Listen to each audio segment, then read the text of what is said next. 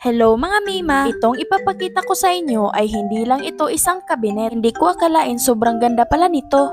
Ay guys, dumating na pala yung in-order namin. So for today's video, mag-a-unbox tayo ngayon. Dahil luma na yung lalagyanan namin ng mga plato, bumili kami ng bago. Yes, tama ang narinig nyo, lalagyanan nga pala ito ng mga plato o di kaya mga baso. Kung naghahanap kayo ng static na lagayan ng mga plato, baka ito na ang hinahanap nyo. At first, nagduda ako sa quality ng item na ito. Pero nang makita ko at mahawakan ko na, para kasi siyang plastic o di kaya katulad ng mga orokan, nagkamali pala ako. Sobrang ganda ng quality niya. Buti na lang talaga worth it ang binayad naming pera. So guys, tara samahan niyo akong magsimula sa pag-assemble nito. Sa simula ay mahirapan ka talagang mag-assemble. Hindi mo pa kasi kabisado yung mga parts ng mga item. Buti na lang talaga may kasama silang manual. At bago ko sinimulan ang pag-assemble, pinag-aralan ko muna yung mga manual nila. Medyo mahirap din yung manual kasi hindi natin maiintindihan. Chinese kasi ang nakasulat. Kaya kailangan mo talagang i-analyze muna yung mga parts. So hindi rin naman ako natagalan sa pag-assemble. At unti-unti ko na rin nabubuo. Kapag marunong ka lang mag-analyze ng mga parts, hindi ka na mahihirapan sa pag-assemble. Madali mo lang namang malalaman kung saang banda nakapwesto. Diyan sa part na yan, naglalagay na nga pala ako ng mga paa niya at sinunod ko na rin yung mga wall sa likod. Hindi ka na rin mahihirapan sa pagkabit nito. May kasama na kasi itong tools. Nag-ekes nga pala ako dyan kasi nagkamali ako. Inuna ko kasing ikabit yung top niya. Dapat kasi yung mga wall sa likod ang inuna. Pero okay lang naman kasi hindi ka mahihirapan sa pagkabit. At makikita nyo dyan, malapit na din ako matapos. Na-excite na din ako kung ano ang kalabasan nito pagkatapos mag-assemble. Isinunod ko na ding ikabit yung pintuan niya. Dito nga pala sa pintuan niya, akala ko see-through siya. Makikita mo kasi sa ads at sa mga picture niya, medyo makikita mo doon kung ano ang laman sa loob. Iba pala ang style kapag white ang in-order mo. Yung color black lang pala yung may makikita ka sa loob. Pero okay lang naman kasi maganda siya. Nilagyan ko na rin ng doorknob. May kasama nga pala itong dalawang magnet. Diyan ikakabit yung magnet niya. Parang ang material kasi nito ay stainless steel. Kaya dumidikit ang magnet. At ang purpose naman sa magnet ay para dumikit yung nasa dulo ng pintuan at hindi siya kusang bumubukas. At ang next ko namang ikakabit ay yung tatlong layer na tray. Tatlong layer nga pala ang in-order namin. Meron din silang 2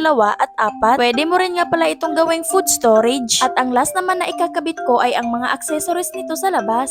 May 3 klaseng accessories nga pala ito. At inuna ko na ngang ikabit yung lagayan ng kutsilyo. Pangalawa ay pwede siyang lagayan ng mga kutsara, tinidor, or kahit toothbrush. Nakasya lang dito. At ang pangatlo naman ay ang mga hook. Diyan mo ilalagay yung mga pwedeng isabit gaya ng mga sandok. Sa wakas, natapos na din ako sa pag-assemble. Kaya dinala ko na dito sa kusina at pinatong ko sa lababo. Nakalimutan ko nga palang mag-picture o mag-video ng before. Kaya wala akong maipapakita sa inyo kung ano ang kaibahan. Yung una kasi naming lalagayan ng mga plato ay isa lang siyang tray. Simple lang yung tray namin. Open siya tapos 2 layer. Papakita ko lang sa inyo mamaya yung tray. At ngayon, imomodel ko muna sa inyo yung static namin na lagayan ng mga plato. Char. At yang makikita nyong mga accessories, pwede mo yang ilipat-lipat. At ipapakita ko muna sa inyo yung loob na wala pang laman. So gaya nga ng sinabi ko kanina, 3 layer talaga yan. Naiwan ko lang sa sala yung nasa gitna. Alam nyo mga mi, para lang siyang mini refrigerator. Nga nagtatanong at hindi sure sa kulay, white nga pala ang napili namin. Bukod sa maganda, maaliwalas talaga siyang tingnan. Mga mi, huwag kayong mag-alala kung basa pa ang inyong mga plato at mga baso. Kasi meron na siyang kasamang pangsalo ng tubig. 2 nga pala ito. Yung nasa ibabaw at nasa baba. So ito na nga pala yung after. At yung nasa gilid na kulay green na tray, yan yung una naming ginagamit na lagayan ng mga plato. Ginawa ko na rin siyang lalagyanan ng mga condiments. So ito na pala yung itsura niya matapos kong lagyan ng mga plato at mga tasa. Halos mga tasa lang pala ang inilagay ko dyan. Kasi yan yung mga hindi madalas ginagamit. At sa 2